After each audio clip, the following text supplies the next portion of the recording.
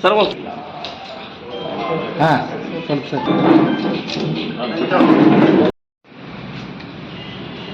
ಹಲವಾರು ಸಮಾಜ ಸೇವಕರು, ಸಾಹಿತಿಗಳು, ಬುದ್ಧಿಜೀವಿಗಳು, ವೈದ್ಯರು, ಸಂಘಟಕರು, ಶಿಕ್ಷಣ ತಜ್ಞರು ಎಲ್ಲರೂ ಒತ್ತಟ್ಟಿಗೆ ಸೇರಿ ಈ ಒಂದು ಜ್ಞಾನಸತ್ರ ವೇದಿಕೆ ಎನ್ನುವಂತ ಸಂಘಟನೆಯನ್ನ ಹುಟ್ಟು ಹಾಕಿ ಈ ಸಂಘಟನೆ ಅಡಿಯಲ್ಲಿ ಹಲವಾರು ವಿಧಾಯಕ ಕಾರ್ಯಕ್ರಮಗಳನ್ನ ಮಾಡುವಂತ ಒಂದು ಉದ್ದೇಶ ಇಟ್ಕೊಂಡು ಈ ಸಂಸ್ಥೆಯನ್ನ ಸ್ಥಾಪನೆ ಮಾಡಲಾಗಿದೆ. ಅದರ ಮೊದಲ ಕಾರ್ಯಕ್ರಮ ವ್ಯಾಸ ಭಾರತ ಪ್ರವಚನ ಮಾಲಿಕೆ ಕಾರ್ಯಕ್ರಮ ಇದೇ 19ನೇ ತಾರೀಕಿನಿಂದ 25ನೇ ತಾರೀಕಿನವರೆಗೂ 23ರವರೆಗೂ ಸ್ಥಳೀಯ ಜೆಎ ಹೈಸ್ಕೂಲ್ ಒಂದು ಮೈದಾನದಲ್ಲಿ ನಡೀತಾ ಇದೆ.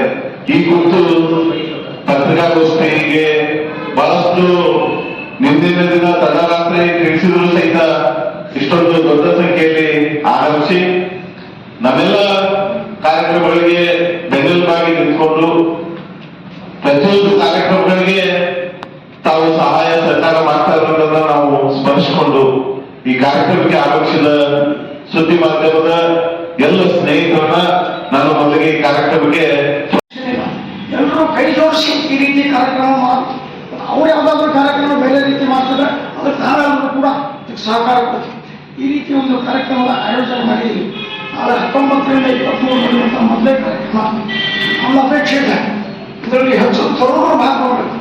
ನಾವು ನೀವೆಲ್ಲರೂ ಸಾಕಷ್ಟು ಮಹಾಭಾರತ ಓದಿದ್ವಿ, ರಾಮಾಯಣ ಓದಿದ್ವಿ, ಆದರೆ ತರುಣರಲ್ಲಿ ನಮ್ಮ ಜಗತ್ತಿಗೆ ನಮ್ಮ ದೇಶ ಕೊಟ್ಟಂತ ಒಂದು 3-4 ದೊಡ್ಡ ಕೊಡುಗೆಗಳಲ್ಲಿ ರಾಮಾಯಣ ಒಂದು ಮಹಾಕಾವ್ಯ, ಮಹಾಭಾರತ ಒಂದು ಮಹಾಕಾವ್ಯ, ಅದೇ ರೀತಿ ಭಗವದ್ಗೀತೆ, ಯೋಗ ಇವೆಲ್ಲ ನಾವು ಜಗತ್ತಿಗೆ ಕೊಟ್ಟಿದ್ದೀವಿ. ಅದು ನಮ್ಮ ಜನರಿಗೆ ನಮ್ಮ ತರುಣರಿಗೆ ಮುಟ್ಟಬೇಕು. ಈ ಉದ್ದೇಶ ಇಟ್ಕೊಂಡು ಈ ಮೊದಲೇ ಕಾರ್ಯಕ್ರಮ ಹಾಕೊಂಡಿದ್ವಿ. ಈ ಮೊದಲೇ ಕಾರ್ಯಕ್ರಮಕ್ಕೆ ಸಾಕಷ್ಟು ಪ್ರಚಾರವನ್ನು ಮಾಡಿದ್ವಿ. ನಿಮ್ಮಿಂದಲೂ ಕೂಡ ಈ ಒಂದು ಕಾರ್ಯಕ್ರಮ ಒಳ್ಳೆಯ ರೀತಿ ಜರಬೇಕಾದ್ರೆ ನಿಮ್ಮ ಒಂದು ಸಕ್ರಿಯ ಸಹಕಾರ, ನಿಮ್ಮೆಲ್ಲರದ್ದು ಒಂದು ಸಹಭಾಗಿತ್ವ ನಮ್ಮ ಜೊತೆಗಿದ್ದರೆ ಈ ಕಾರ್ಯಕ್ರಮ ಇನ್ನೂ ಹೆಚ್ಚು ಯಶಸ್ವಿ ಆಗೋದ್ರಲ್ಲಿ ಸಂದೇಹ ಇಲ್ಲ.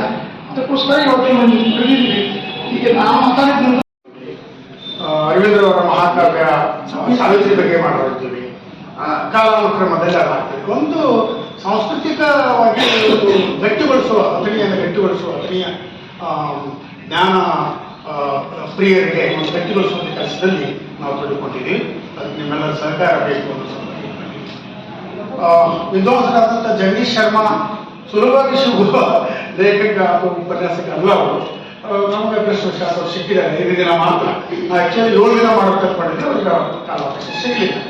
ಸೊ ವ್ಯಾಸ ಭಾರತವನ್ನೇ ನಾವು ಪ್ರಾರಂಭದಲ್ಲಿ ಹಾಕಿದ್ದೀವಿ ಅಂತಂದ್ರೆ ಇಡೀ ಭಾರತದ ಬೇರೆ ಬೇರೆ ಭಾರತಕ್ಕೆ ಅದು ಮೂಲ ಭಾರತ. ವ್ಯಾಸ ಪ್ರಣೀತ ಭಾರತವೇ ಬೇರೆ ಬೇರೆ ಕನ್ನಡದಲ್ಲಿ ಬಂದಿದೆ, ಬೇರೆ ಬೇರೆ ಭಾಷೆಯಲ್ಲಿ ಬಂದಿದೆ. ಸೊ ಮೂಲ ಭಾರತವನ್ನು ನಾವು ಅದು ಸಂಸ್ಕೃತದಲ್ಲಿದೆ. ಇವತ್ತು ಸಂಸ್ಕೃತದಿಂದ ಓದಿ ನಾವು ಅದನ್ನು ಮನನ ಮಾಡಿಕೊಳ್ಳೋದು ನಮ್ಮ ಮತೀಯ ಆಚೆ ಮತೀಯ ಮಿತಿಯ ಆಚೆ ಅದು. ಹಾಗಾಗಿ ಅದನ್ನು ನಾವು ಇಲ್ಲಿ ಆಲೋಚನೆ ಮಾಡ್ತಾ ಇದ್ದೀವಿ. 5 ದಿನ ನಾನು ಜಾಸ್ತಿ ಮಾತಾಡೋದಿಲ್ಲ.